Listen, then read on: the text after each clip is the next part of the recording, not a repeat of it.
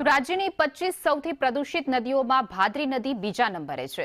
Chemical યુક્ત પાણી અને કારખાનાઓનું પ્રદૂષિત પાણી નદીમાં ઠાલવવામાં આવે છે, જેથી ભાદર નદી પ્રદૂષિત બની છે।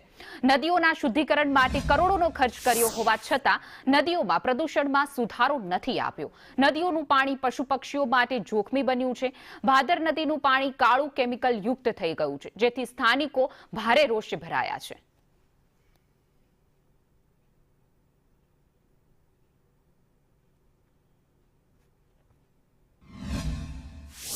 10-12 દિવસ પહેલા જ આ નદીમાં પાણી તમે જોવો તો તાજું તેલ જેવું કે તરિયું દેખાય એવું હતું, અત્યારે એટલું દૂષિત ને એટલું આમ કાળું પાણી થઈ ગયું છે તેની વાત જવા જોઈએ। કારણ એટલે કે આ ચોક્કસ હિસાબ છે કે આ પ્રદૂષણ વાળું પાણી જે આ ઉદ્યોગ વાળા છે એ ગુપ્ત માર્ગથી જે લાઈનો નાખેલી હોય અથવા કોઈ બી રસ્તે જે પાણીનો આમાં નિકાલ કરતા હોય, ભૂગર્ભ ગટર હોય, આ તે હોય, આ એને જ હવે પાણી દૂષિત થઈ ગઈ છે ભાદર નદી। નુકસાની તો આ પશુ પક્ષી જીવમાં બધે થાય, ઢોરમાં થાય, ઢોરની પગની ખરીયું ખળે, પછી એનાથી એને ઘણી તકલીફો થાય ને આ ખેડૂમાં જે આજુબાજુના જે ભદ્રકાંઠાના જે હોય એ લોકો સિંચાઈ માટે એના કુવામાં પાણી તમે જોવો ને તો તમને ખ્યાલ આવે કે એના કુવાના પાણી પણ બદલાઈ જાય છે। આમાં તાજેતરમાં જ ગુજરાતમાં 25 જેટલી નદીઓ છે તેના શુદ્ધિકરણ માટેનો એક રિપોર્ટ કરવામાં આવેલો હતો।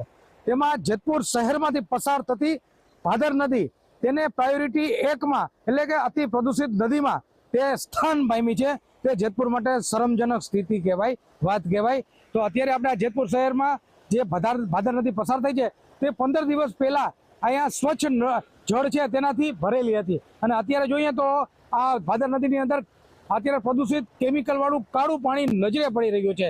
તાજેતરમાં એક એનજીટીએ એક ચુકાદો આપ્યો છે, જે એક જાહેરાતની અરજીમાં તેમાં એનજીટીએ ભાદર નદી છે તેમાં પ્રદૂષિત કરનારા જે નગરપાલિકાની સુએજ ટ્રીટમેન્ટ પ્લાન્ટ છે તેને 2026 સુધીમાં પરિપૂર્ણ કરવા અને જે પ્રદૂષિત પાણી Jetpur dying and printing association આમાં ન જોઈ તેની જીપીસીપીને જવાબદારી સોંપી છે। તેમ છતાં અત્યારે જે ભાદર નદી છે તે પ્રદૂષિત નજરે પડી રહી છે। વિમલ રામણ સાથે હિતેશ રાઠોડ, સંદેશ ન્યૂઝ।